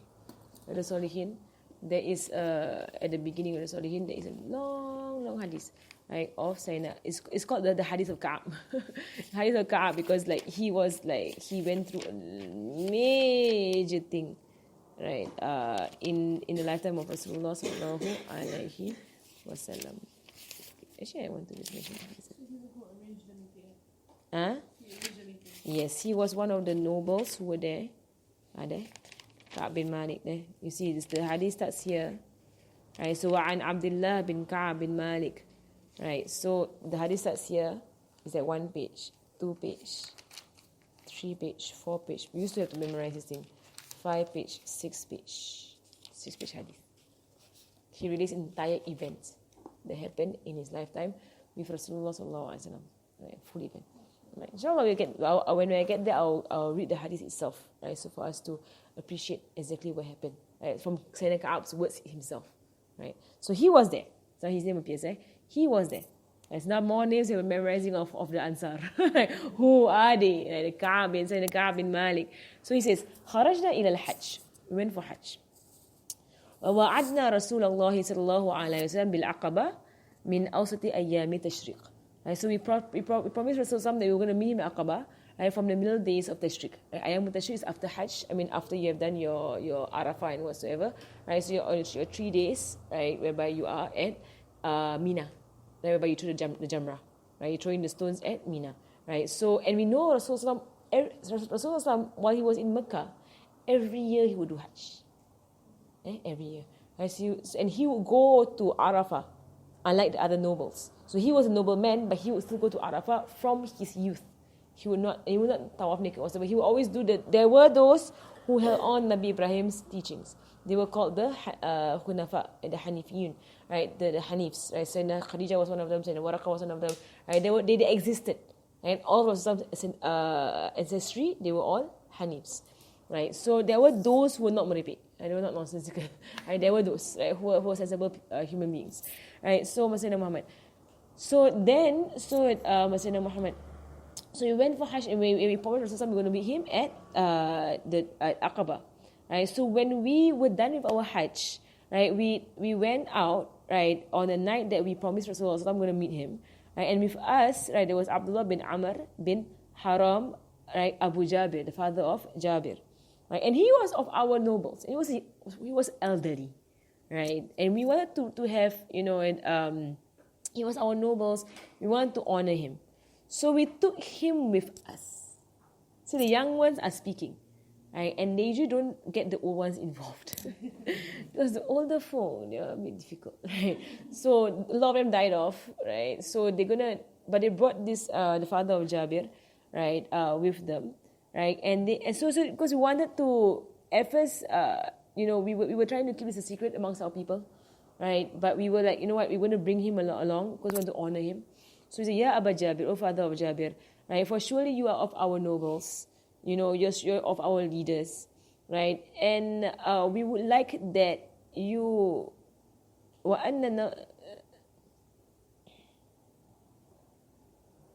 And then we would like you to be part of what we are in, because we don't want that you be one of the wood for the fire of hell tomorrow. So again, they were doing the da'wah to this old man. In a way, the old folk, right? So he said, so Sayyidina Ka'ab says, so we were calling him towards Islam. Like last minute kind of thing, like, can you be Muslim? Anyway, just dua to him. They call him towards Islam, right? And we informed him that we're going to meet the Prophet ﷺ, right, tonight, right, if he would like to be Muslim. Right, so he, alhamdulillah, Islam entered his heart and he became Muslim and he came with us, right, to meet Rasulullah ﷺ. Rasulullah ﷺ came out at that night. He came with his uncle Sayyidina Abbas. And this was important. Right? So there were 73 men and there were 2 women. Right? And this is so important for us to understand that there were women there. Right? The woman actually came out to meet Rasulullah ﷺ, the woman of Medina. Right? Their names were Nusaybah bin Ka'b, right? Nusaybah bin Ka'b, right? And Asma bin Amr. Right? Asma bin Amr. Right? So they came out, right, and they met Rasulullah ﷺ. With Rasulullah was Sayyidina Abbas, right? At that point, it was not known whether Sayyidina Abbas was a Muslim or not, right? But they knew that he was there more because he was now a guardian over his nephew, because Abu Talib had passed away. So now the guardianship went to Sayyidina Abbas. So he knew that this meeting was happening and that the Muslims are actually planning to migrate. So Sayyidina Abbas went out to ensure that Rasulullah is being passed on into good hands. Right? As the uncle of Rasulullah, he is to ensure that, who are you people? Are you ready to look after my nephew? Are you prepared to take on this responsibility, right, in taking my nephew with you? Do you all mind if I'm drinking? Right. So Abbas is, but then in the time Rasulullah was like in his 50s. Yeah. Yeah, but they were like that. They were always, it's always, tribe allegiance to tribe allegiance. So they always make sure that they're very tribal. So no matter how old you are, whatever, it's not like no one can look after you and you can look after yourselves. No. They know Allah subhanahu wa ta'ala, Rasulullah. But it's more of, it's just, a tribe thing. It's our man, it's our guy. Right? He's going to go over into your tribe. Right? Will you protect him as how we protect him? Right? It's more of that. Don't you dare, betray our man. Right, in a way, so it's all about tribe, about pride, whatever. There's a lot of this. Tribe is important to understand because we, in our day, we don't have tribes. We're not tribal people. So this entire mentality about tribes, right? In terms of Rasulullah sallallahu alaihi wasallam, right? So his uncle came out with him, right? And then the uncle was the first one to speak, right? And the uncle, he said, right? He said, blankly and. Straightly, بكل صراحة, right? That means frankly, he said to them, right? Very frankly, he said to them, right, that you are getting involved with very dangerous. You're getting involved in a very dangerous affair. This man Muhammad, his people are at war with him. These people are basically driving him out. They want to assassinate him. So Sayyidina Abbas, right, made it very clear, right, that the people are against Muhammad sallallahu alaihi wasallam and the Muslims. Do you know what you're getting yourselves into? Right, by now taking allegiance with Muhammad sallallahu alaihi wasallam and the Muslims. So now they have to lay it out. You know what you're doing, right? You know what you're doing.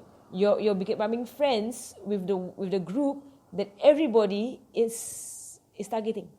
And so once your allegiance, your alliances with them, you also you also will get it, right? You also will get it. So Sayyidina Abbas, he was one who speak, right? وتكلم ليشرح لهم بكل صراحة خطورة المسؤولية التي ستلقى على كوالههم.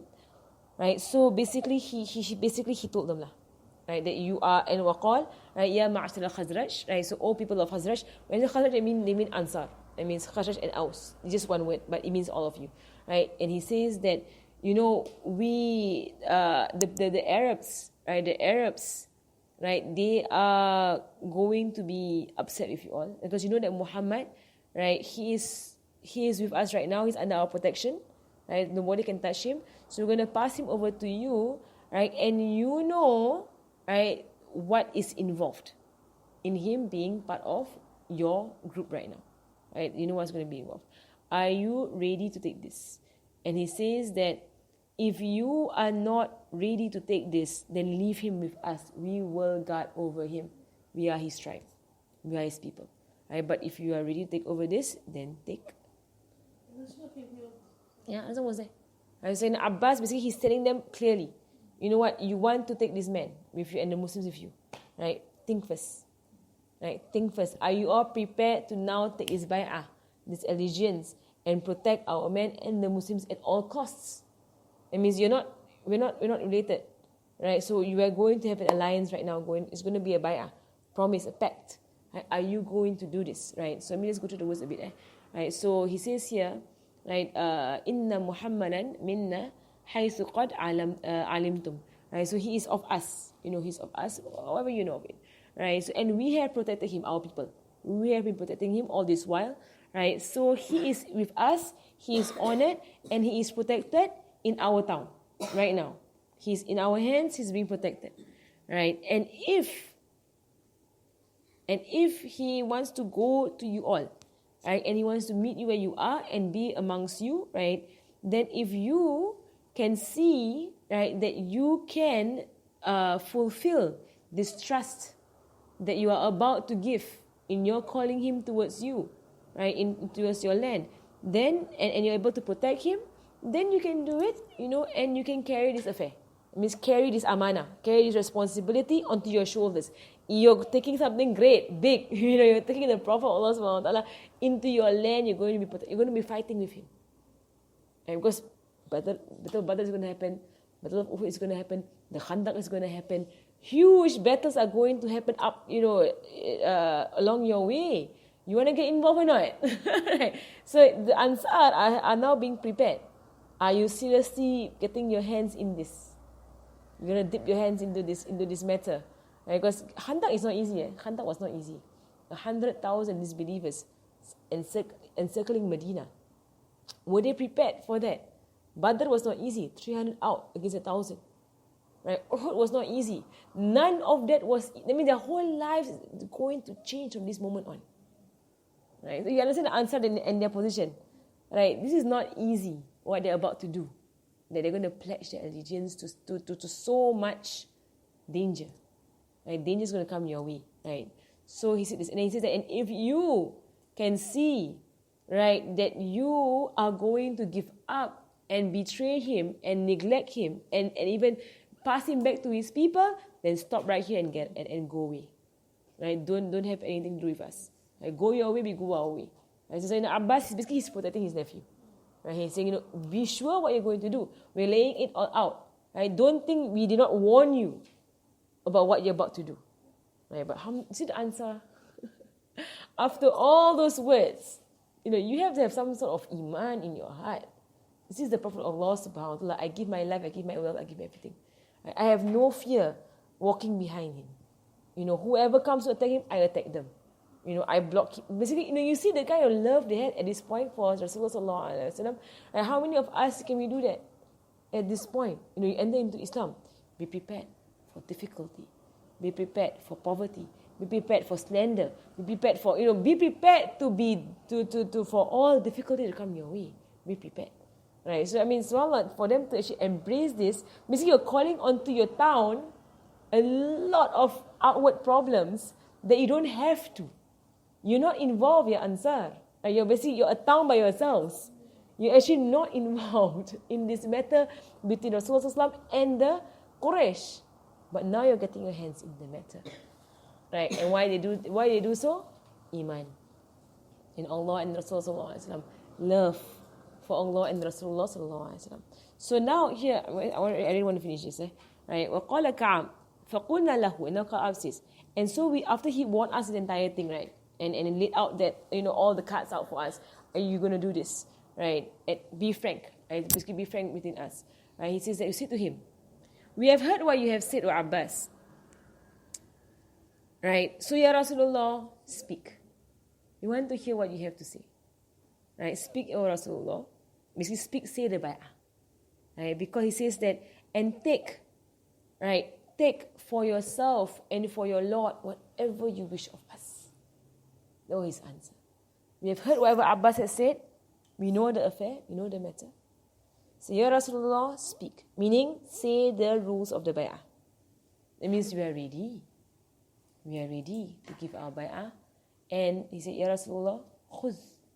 Right, take. Take.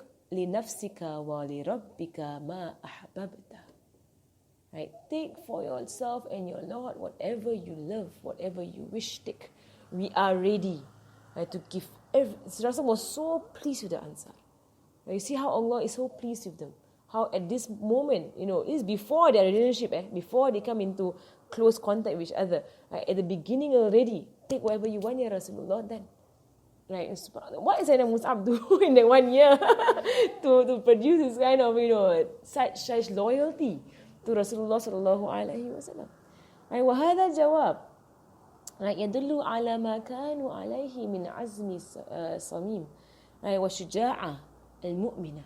Right, so this answer, it shows the kind of conviction and resolve, right, the great conviction resolve that they had, and the courage that they were, they are on.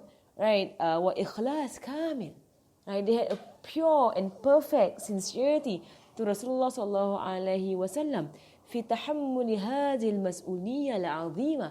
Right, for them in carrying, right, this great responsibility, right, of carrying the Muslim Rasulullah into their town. So later on, keep this in mind. The Battle of Hunain is later, I mentioned last weekend, the Battle of Hunain, right, whereby when they felt sad that Rasulullah is going to prefer the Mecca, I mentioned last week, right, at the end of my class, right, I'm going to go into it again. Keep this mawqif, right, this event in mind when we go fast forward 10 years down the road, and what happens, right, when they felt that they have lost Rasulullah sallallahu alaihi wasallam. And then when you're going to keep this in mind, and you're going to see the answer of Rasulullah sallallahu alaihi wasallam at that mawqif, at that Battle of Hunain, when he said, that if the Ansar go one way, I am following the Ansar. Ya Allah, I am part of the Ansar. Right? May Allah bless. You see that you're going to remember this situation when we reach that story, right, in the Sirah. Right? This is going to tie in very closely. Right? So their love began already here. A very strong. This is what you would say love for the sake of Allah subhanahu wa ta'ala. Right? You want to talk about hub fillah, you talk about mahabba fillah. This is what it is. Right? No matter what, we have all to lose. Basically, the Ansar, we have all to lose. Dunyawi. Everything to gain. Ukhrawi. Right? By the next one, everything to gain. By this one, everything to lose. War. It's going to be war. It's not going to be easy. Right? But what it is, by the religion, by the next one, it is going to be the best thing for us to have ever done, to have the station of the Ansar. And then their town will now be a town of scholarship. Right, the base of the Muslims is going to be Medina, right? So this is what they're giving. So Rasulullah sallallahu alaihi wasallam, so Sayyidina Muhammad, right? So Rasulullah he began to speak, right, to clarify what are the terms of the bay'ah, right? So Sayyidina Jabir said, Ya Rasulullah, right, on what are we going to pledge to you about? And Rasulullah said, ala sam'i wa ta'a. في النشاط والكسل. Right, you're going to pledge me first and foremost to hear and to obey, right, whether you have the energy for it or whether you don't. That means whether you are energized on it or whether you are lazy about it. That means hearing me and obeying me. Second one, right, al-nafaqa fil usri wal yusri. Right, you're going to be spending your wealth in difficulty and in ease. Third one, وَالْأَمْرِ بِمَعْرُوفٍ وَالنَّهِي عَنِ الْمُنْكَرِ. You're going to pledge, to command to goodness and to prevent evil. Right, the third pledge. And then, وَعَلَى أَن تَقُومُوا فِي اللَّهِ وَلَا تَأْخُذُكُمْ فِي اللَّهِ لَوْمَةَ لَائِمٍ. Right, that you be firm and established for Allah subhanahu wa ta'ala, laws of Allah subhanahu wa ta'ala, for the religion of Allah subhanahu wa ta'ala, and you will not be affected by those who blame. I mean, those who blame you and like they criticize you and whatever. You're not going to be affected by that. وَعَلَى أَن تَنْصُرُونِي إِذَا قُمْتُ إِلَيْكُمْ إِذَا قَدَمْتُ إِلَيْكُمْ. Right, and you're going to help me when I come to you. وَتَمْنَعُونِي مِمَّا تَمْنَعُونَ مِنْهُ أَنفُسَكُمْ وَأَزْوَاجَكُمْ وَأَبْنَاءَكُمْ وَلَكُمُ الْجَنَّةِ. And the thing that you're going to protect me from everything you protect yourselves from and your wives and your children from. I'm going to be part of you and you're going to protect me. And if you do these 5 things, for you paradise. Right, for you paradise. And Ka'ab said, right, Ka'ab said, right, he said that, right, so Rasulullah sallallahu alaihi wasallam, he spoke, and he said the rules of the bay'ah, right, and then he read some Quran, and he called us to Allah subhanahu wa ta'ala, and he urged us to hold on to Islam, right, and then he says, right, and he says that you are going to take bay'ah with me, you're going to take the covenant with me, right, and you're going to protect me as how you protect yourselves and your families and your wives and your children, right. So then, right, Barra bin Ma'rur, like one of the Ansar, he took the hands of Rasulullah sallallahu alaihi wasallam, right, and he says, Naam, right, we will take the covenant, we will pledge ourselves to you. Right, and he says, وَالَّذِي بَعَثَكَ بِالْحَقِّ نَبِيًّا, and we swear by the one who raised you as a prophet in truth, as a prophet, right, we will protect you, right, from what we protect our people from, our children and our people from, right, and we pledge to you, Ya Rasulullah, right, that we swear by Allah, we are the people of war. It means, we know warfare, right? So anyone fights against you, they're up against us, right? Right? And we are the people, we know this area, we know everything. Right? We are the people of, who can trust. You can trust in us. We will not. You have our backs, or we have your back. Right? We have your back. We will protect you, right? And then, Barra, he said to Rasulullah sallallahu alaihi wasallam, right? وَالْبَرَاءَ تَكَلَّمَ Rasulullah sallallahu alaihi wasallam, right? He said, Ya Rasulullah, not the part. He says, Ya Rasulullah, we have now taken our pledge with you, Ya Rasul. We've taken our pledge with you. And between us and between other people, we have animosity. That means we have our own affairs, Ya Rasulullah. So now we've taken our pledge with you. Right, we're going to be breaking off other allegiances. Right, to be aligned with you, we need to break off others. Right, because we are completely loyal and focused on you. Wherever you go, we go. Wherever you fight, we fight. So we have to be completely, purely aligned to you. Right, so and we have other people, right, whom we have baggage with. Right, we have warfare with. Right.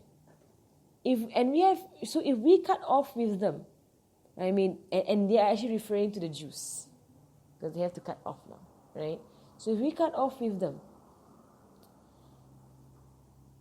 so what will happen if they begin to fight us? Right?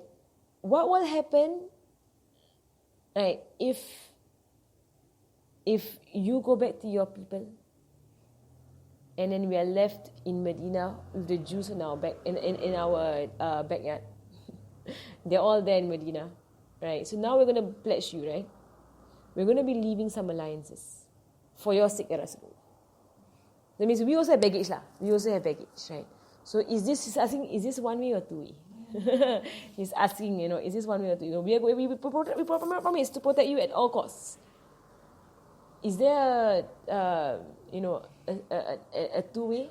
mutual agreement that we protect you, protect us, that you don't abandon us, right? Because we're going to be breaking off other bonds.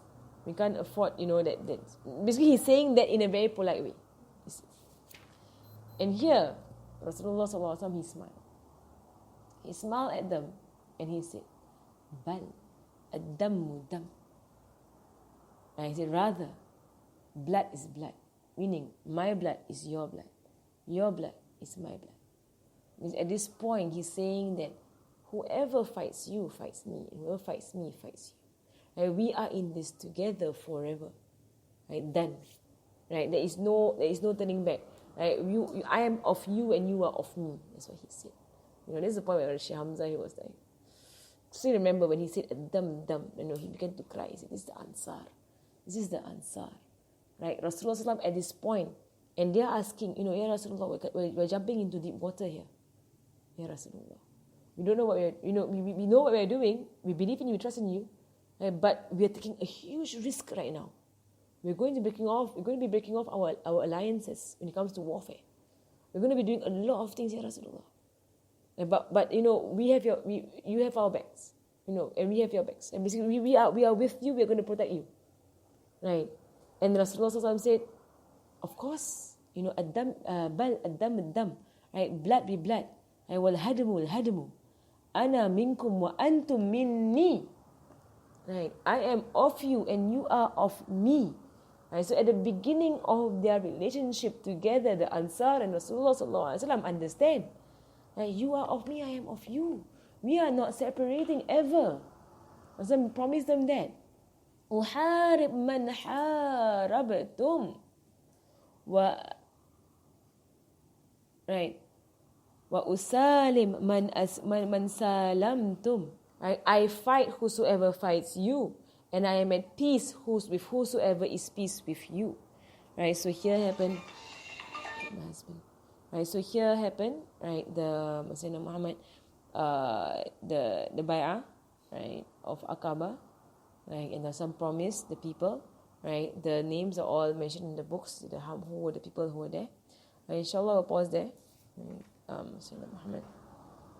And inshallah, right? Actually, there's the one last part that the Quraysh actually got wind of what happened. The Quraysh got wind of this meeting. Right, and because Shaitan, Iblis, he was watching, right, and Iblis, he shouted out to the Quraysh, something major is happening in Aqaba, you better go there right now and go and check it out.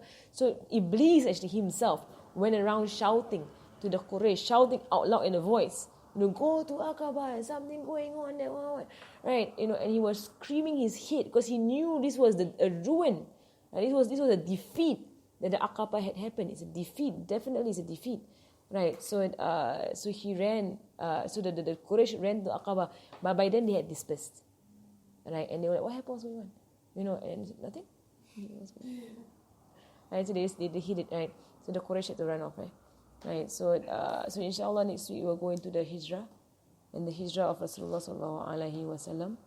Right, yeah, and it's going to be done secretly, inshallah. Inshallah, next week the Hijrah. Sallallahu ala sayyidina Muhammadin wa ala alihi wa sallam. Alhamdulillah rabbil alamin. Fatiha rizqna min nafi' wa qas maqbul. Wa hasan ta'alim dalal al-huda. Wa yasud bi qawmi sallallahu alaihi wa sallam al-arwah ma'ani min al-mashayikhina wa ila atram sallallahu alaihi wa sallam. Bismillahir rahmanir rahim wal asr. Subhanakallahumma wa bihamdika.